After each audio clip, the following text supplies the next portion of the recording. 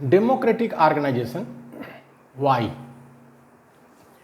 लोकतांत्रिक संगठन क्यों, ये इसका 8वां हिस्सा है, 8th part. Democratic organization is not one man army. Democratic organization is not one man army. लोकतांत्रिक संगठन वन मैन आर्मी नहीं होता है।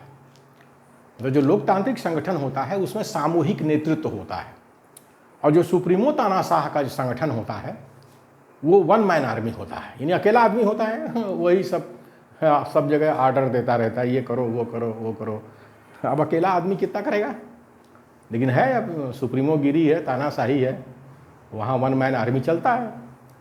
लेकिन जो लोकतांत्रिक संगठन होता है वहाँ वन मैन आर्मी नहीं चलता, वहाँ सामूहिक नेतृत्व होता है, और एक केंद्रीय कार्यकारिणी होती है, वहाँ बैठ करके, या कोई भी कार्यकारिणी हो, जिला कार्यकारिणी, प्रांतीय कार्यकारिणी, जिला से केंद्रीय कार्यकारिणी, तो वहाँ बैठ करके सब लोग चर्चा करते हैं और फिर चर्चा के बाद निर्णय लेते हैं। तो लोकतांत्रिक संगठन वन मैन आर्मी नहीं होता है, ये अच्छी तरह से हम लोग को जानना चाहिए। लेकिन जो सुप्रीमो तानाशाह का संगठन होता है, जहाँ जिस संगठन में सुप्रीमो होते हैं, तानाशाह होते हैं, वो निश्चित रूप से वन मैन आर्मी होता है। Work is divided into democratic organization. Work is divided into democratic organisation. लोकतांत्रिक संगठन में काम का बंटवारा होता है। लोकतांत्रिक संगठन में काम का बंटवारा होता है। कोई भी काम हो संगठन का, जी ढेर सारे काम होते हैं, तो सेक्रेटरी होते किस लिए हैं? जो सेक्रेटरी हैं वो ढेर सारे सेक्रेटरी इसीलिए बनाए जाते हैं कि वो काम का बंटवारा कर लेते हैं आपस में, कि ये मीडिया का काम देखेगा, ये ऑफिस का काम देखेगा, तो फिर क्या ये फील्ड का काम देखेगा, ये संगठन का काम देखेगा, ये जो है ट्रेनिंग का काम देखेगा। तो इस तरह से जो है आपस में काम का बंटवारा वो लोग कर लेते हैं। इसी को सामूहिक नेतृत्व कहते हैं। और जो सुप्रीमो तानाशाह का संगठन है उसमें काम का कोई बंटवारा नहीं होता, वो अकेले तलवार भांजता रहता है। तो ये फर्क है लोकतांत्रिक संगठन में और तानाशाही के संगठन में। Power is decentralize. शक्ति का विकेंद्रीकरण होता है। लोकतांत्रिक संगठन में क्या होता है, शक्ति का विकेंद्रीकरण होता है, यानी पावर एक आदमी के पास में नहीं रहता। जैसे कहते हैं राष्ट्रीय अध्यक्ष, तो जरूरी नहीं कि सारे ऐसे देखने में तो लगता है कि राष्ट्रीय अध्यक्ष के पास ढेर सारी पावर है, ऐसा नहीं होता है। ठीक है, पावर उसको दिया गया है, लेकिन उसी पावर को फिर वो लोगों को बांटता है। आप ये काम करो, आप ये काम करो, आप ये काम करो, सब लोग मिलजुल करके फिर काम का बंटवारा कर लेते हैं। तो इस तरह से शक्ति का विकेंद्रीकरण हो जाता है लोकतंत्र में। और सुप्रीमो तानाशाह के संगठन में क्या होता है, शक्ति का केंद्रीकरण होता है। तानाशाह जो है शक्ति का केंद्रीकरण कर लेता है, यानी हर निर्णय खुद लेता है, अपने संगी साथियों को वो जो है निर्णय लेने नहीं देता है। एक तरह से उनको जो है चमचा, भगत, दलाल और भड़ुआ बना करके रखता है संगठन के अंदर। तो सुप्रीमो तानाशाह ऐसे होते हैं संगठन के अंदर, ये देखा जा सकता है। देखिए जितने क्षेत्रीय स्तर की पार्टियां हैं सब ऐसे ही तो हैं, सब इसी तरह की हैं, तानाशाह हैं, सुप्रीमो हैं, और शक्ति का केंद्रीकरण करके बैठे हैं, और कोई देशव्यापी संगठन नहीं बन पा रहा है। ये आज भारत की राजनीति में तो ये अच्छी तरह से देखा जा सकता है, हर प्रदेश में देखा जा सकता है। इसी तरह से जो क्षेत्रीय स्तर की पार्टियां हैं उसमें तानाशाह होते हैं और शक्ति का वो केंद्रीकरण करके रखते हैं, अकेले तलवार बांधते रहते हैं। Ethical and authentic leadership may be produced in the democratic organization. लोकतांत्रिक संगठन में नैतिक एवं प्रामाणिक नेतृत्व का जन्म हो सकता है। अगर संगठन लोकतांत्रिक है तो उसमें नैतिक नेतृत्व पैदा हो सकता है और प्रामाणिक नेतृत्व पैदा हो सकता है। आज 21वीं सदी में जो है नैतिक नेतृत्व ही चलेगा और प्रामाणिक नेतृत्व ही चलेगा। 21वीं सदी में वो दिन गए कि जब जैसे तैसे लोग नेतागिरी कर लेते थे। ये सुप्रीमो तानाशाह क्या है, इनकी नेतागिरी खत्म हो रही है। अरे ये जो है कि प्रांतीय स्तर से आगे बढ़ ही नहीं पा रहे हैं, ये केंद्र में जा ही नहीं पा रहे हैं। बहुत हुआ तो सीएम बन गए, पीएम तो बन ही नहीं सकते ये, क्योंकि ये क्षेत्रीय स्तर पर है और ये नैतिक नहीं है, प्रामाणिक भी नहीं है। तो लोकतांत्रिक संगठन में नैतिक एवं प्रामाणिक नेतृत्व का जन्म हो सकता है अगर संगठन लोकतांत्रिक है तो, और सुप्रीमो तानाशाह का संगठन है तो उसमें नैतिक और प्रामाणिक नेतृत्व का जन्म नहीं होता है, वो अनैतिक होता है नेता सुप्रीमो तानाशाह, और अप्रामाणिक होता है, उस पर कोई भरोसा नहीं कर सकते, प्रामाणिक नहीं होता। There is group think in a dictatorial organization, there is a group think in a dictatorial organisation.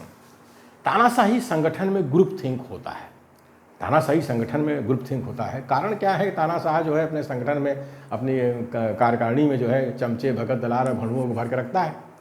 तो अब तानाशाह जो कुछ बोल दिया वो सही है गलत है इससे कोई मतलब नहीं है। जितने चमचे भगत दलाल भड़ुए सब कहे हाँ हाँ हाँ हाँ सही है, सही है, हालांकि उनको लगता है कि गलत है, लेकिन कोई हिम्मत नहीं करता बोलने की तानाशाह के सामने कि हुजूर आप नंगे हो, बोलने की हिम्मत नहीं करता है। अगर कोई बोल भी दिया तो बाकी जो चमचे भगत दलाल भड़ुए होते हैं उसको मार के भगा देते हैं, बाकी यहाँ से तू क्या बोल रहा है, साहब ठीक ठाक हैं।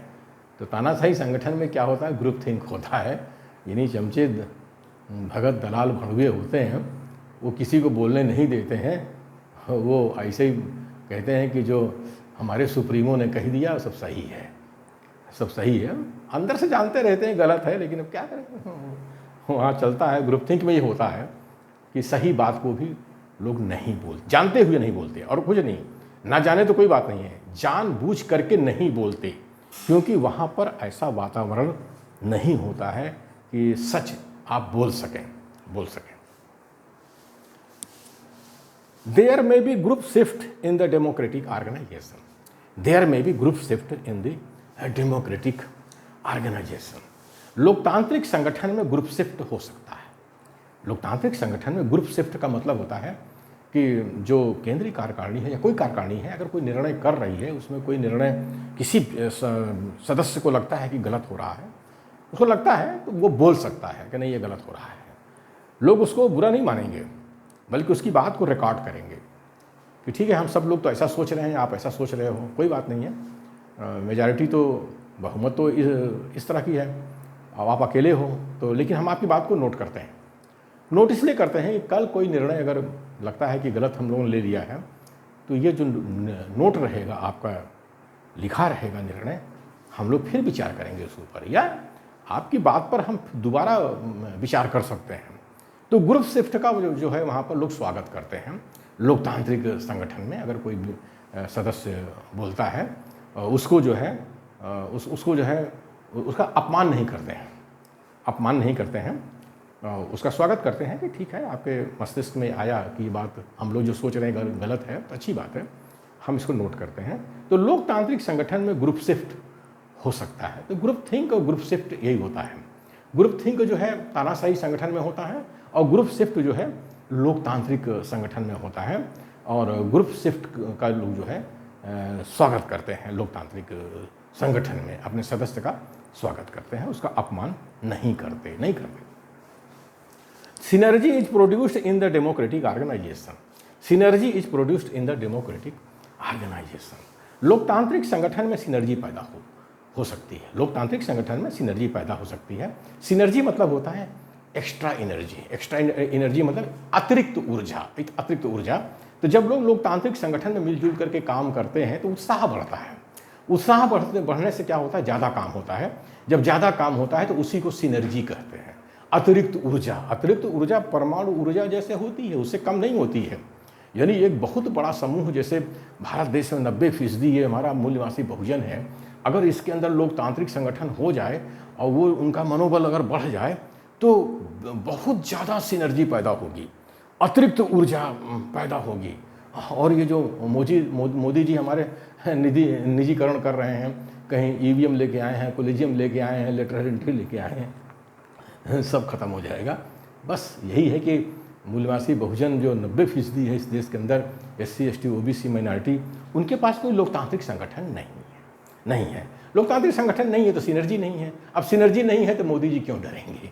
मोदी जी क्यों डरेंगे? जो चाहे वो कर रहे हैं, सब बेचते जा रहे हैं, सब बिकता जा रहा है, सब बिकता जा रहा है हमारे भारत देश में।